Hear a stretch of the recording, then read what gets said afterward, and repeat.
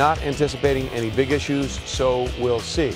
And Drew Brees has come out and said he still wants to be the quarterback of the New Orleans Saints. Speaking of Drew Brees, there he was, taking a selfie with Mark Ingram as they get set for the Pro Bowl this coming Sunday.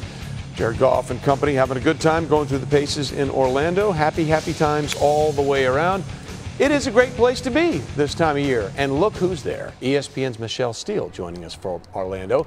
Michelle, congratulations on winning the Assignment Award this week. You spoke with Raiders quarterback Derek Carr. What did you learn about the new relationship he's trying to forge with his new head coach, John Gruden?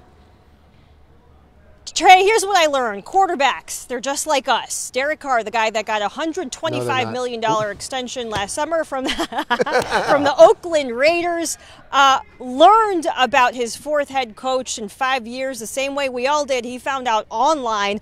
Only after that did he get a call from the organization. Now, make no mistake, he told me he is absolutely pumped about John Gruden as his new head coach. He knows that Gruden likes him too, but he still wants Gruden to be tough on him this season. Here's what he told me.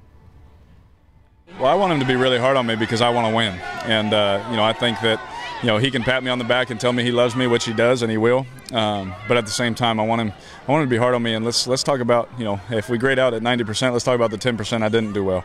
And let's fix those things. And, if we can do that together, and that's what it's going to be. It's not like him against me or anything like that. We're doing this together. And if we both have that mindset, which we both do, the sky's the limit for us.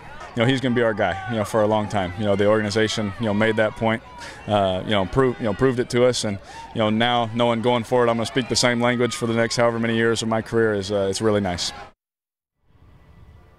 So here's what they have in common, a very similar approach to football, which is intense. Obviously, that's well documented with John Gruden. But to illustrate how intense Derek Carr is, well, he confirmed to me today, Trey, that a couple weeks ago at his wife's birthday party, he was doing squats as she was trying to blow out the candles. He told me that his mindset right now is with football, it's with winning a championship, and, quote, there is still so much work to do. Birthday cake or no, I told him he has a very patient and generous wife. Trey? Yeah, I'm with you, Michelle. Squats and birthday cake just don't go together because that squat could really ruin that birthday cake. Come on, man. By the way, Teddy, we all agree with you. Quarterbacks are not like They that. aren't. They're all divas. For the first time since 2006, when he was a senior at Wisconsin, Joe Thomas not going to be at the Pro Bowl. He was one of 5 players to reach a Pro Bowl in each of his first 10 seasons. I like your chances to get into this next group, Joe, because the other 4 all Hall of Famers, Merlin Olsen, Lawrence Taylor, Barry Sanders, and Mel Renfro, cornerback out of Oregon, and now, of course, went to the Hall of Fame playing for the Dallas Cowboys. So is it weird for you to be here and not there? It's weird watching it on TV right here. I got to be honest, I haven't been thinking a lot about the Pro Bowl right now up until this point, but watching Michelle right there, it made me a little nostalgic. But I'll tell you what, if that was the beaches of Waikiki, I might be a little bit more jealous than being down in Orlando and missing that. You and I are like this. I mean, I think it's great that the Pro Bowl's at Disney. It's wonderful.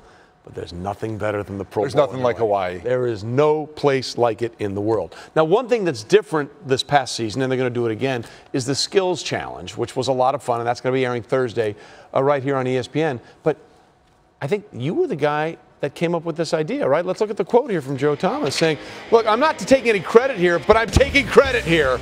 That's like when people say, no disrespect, and here comes the disrespect.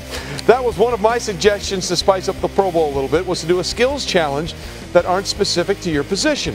I thought it'd be really funny to make fat O-linemen try and throw a football or catch a football, or make quarterbacks have a long drive contest, or make them lift some weights. So, Joe, it just took them a little while to catch up to you.